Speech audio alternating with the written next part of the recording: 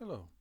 So, we're on to revising our chapter in algebra at the moment, and what I've done is made up a few questions that are similar to the ones you're dealing with on page 223. These are not questions from page 223, they're just similar to them, so you have examples to remind you of the different things we've done in this chapter. So these numbers do not relate to the questions in the book, they're just similar to the questions in the book, so that you have some reminders of how it is we do the things we've covered in this chapter. Now, that said, if we look at the first question I've written out here, I have 3x plus 4x minus 7. Now, I'm not told in question 1 anything about what x is equal to. So x is going to be in my final answer. I'm not subbing in anything here. What I do see, however, is that I have 3x's here plus 4x's here. So I can add up like terms. Now, I have a minus 7 here, but there's nothing that I can add it to because I don't have another pure number. So what I can do in this question is say I have 3x plus 4x. I have a total of 7x, and the minus 7 is still there. But that's as far as I can go because I cannot add things or subtract things that are not like terms. So this is not the same as this, so I can't add them or subtract them from each other. So that's the end of part 1 or question 1 as I've given it to you. That's as far as we can go. Now in question 2, I can see that I have a power of 2 here, which means I'm multiplying the thing in brackets by itself. So I would have 9m multiplied by 9m. Same way as if I had 3 squared, it would mean 3 by 3. Here I have 9m, all in brackets, squared, would be equal to 9m multiplied by 9m. Now I'm just going to take a moment when I finish this to point out something that can catch you out with this type of question. But we're going to finish multiplying here. So I'm going to multiply my numbers first. I have 9 multiplied by 9. So brackets together again mean multiply. 9 multiplied by 9 would give me 81. And m multiplied by m, well, the short way of writing that would be m squared. And this power of 2 is only on the letter m. It's not on 81 as well. So what you might see that looks a little bit similar to this, so that's my final answer, what I might see that looks a little bit similar to this would be 9m squared. That does not mean the same thing as what we've got here. This power of 2 is only on the letter m. It is not affecting 9 because there aren't brackets around the number telling us that it's affecting both of them. So this does not mean the same thing as this. So be careful of that. That is not the same thing. Now, question 3. I can again see there's no, I haven't told what the value of x is, so I'm not doing any substitution. But I can see that I have like terms. I have an x squared here, and I have an x squared here. And I have an x here, and an x here. So I put symbols underneath what are like terms, and I'm going to group them together.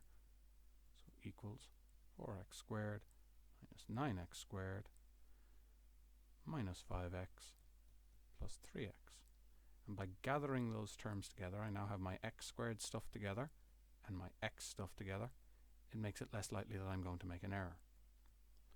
So I need to be careful with my number line in these questions. I either picture my number line or I actually draw my number line or go to where I have my number lines in my copy. And I'm starting at plus 4. So there's no symbol here. That means it's a positive 4x squared. And I'm taking away 9x squared. So if I look at my number line there, I'm going to end up down at minus 5x squared. And if I look at this sum here, I have minus 5x, and I'm adding 3x. So I'm starting at minus 5 on my number line, and I'm adding 3. I'm going to get more positive by 3 places, so I end up at minus 2x. And again, I can't go any further in this question because this is an x squared and this is an x. They aren't like terms, so I can't add them.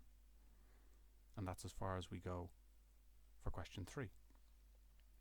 Now if we look to question 4, as I've written it here, I've said that h is equal to the number minus 4 and n is equal to the number 2, and there's no symbol here, so it means plus 2. And I've asked to find out what is minus 3 multiplied by n minus h. Well, now we're doing a substitution because we're told in this question what h and n are equal to. So what I'm going to do is anywhere I have an n, I'm going to write in 2 in brackets, and I don't forget my brackets. Brackets must go around every single thing you substitute all the way up to 6th year. So it's not just true for now, it's always going to be true. Then I have a minus, and h is minus 4, and I put that in brackets because I put everything I substitute in brackets, and now I know how to do these sums. This is like back when we were doing BIMDAS and integers. So I'm going to do my multiply. I have minus multiplied by plus is going to give me minus 3 multiplied by 2 is going to give me 6, and then minus, I can picture like there's a minus 1 hidden here if it makes it easier to imagine in your mind. So I have minus multiplied by minus is going to give me a plus, and if you like, 1 multiplied by 4 is going to give me 4. And now I know how to do this sum.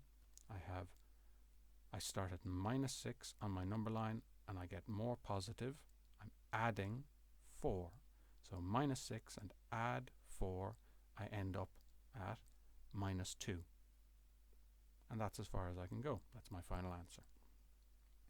Finally, in question 5, I am told that c is equal to the number minus 3, and then I'm asked to find out what this ends up working out to. So I have 2 multiplied by c squared, so I'm going to put in minus 3 anywhere I have a c, and I'm going to put brackets around it every time, minus 7, and I have another c, so I'm going to put in bracket minus 3, close the bracket. Anywhere I had a c, I'm going to put in minus 3, and I have plus 5 on the end. Now I remember my BIMDAS. I'm going to do my indice first, and my little number up here, my power of 2 is called an indice. So I'm going to have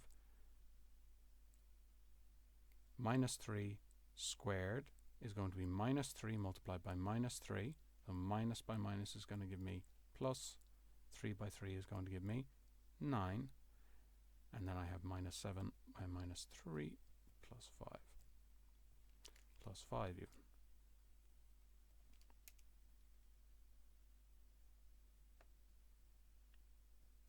Now, I can do my multiply. So 2 multiplied by 9 is going to give me 18.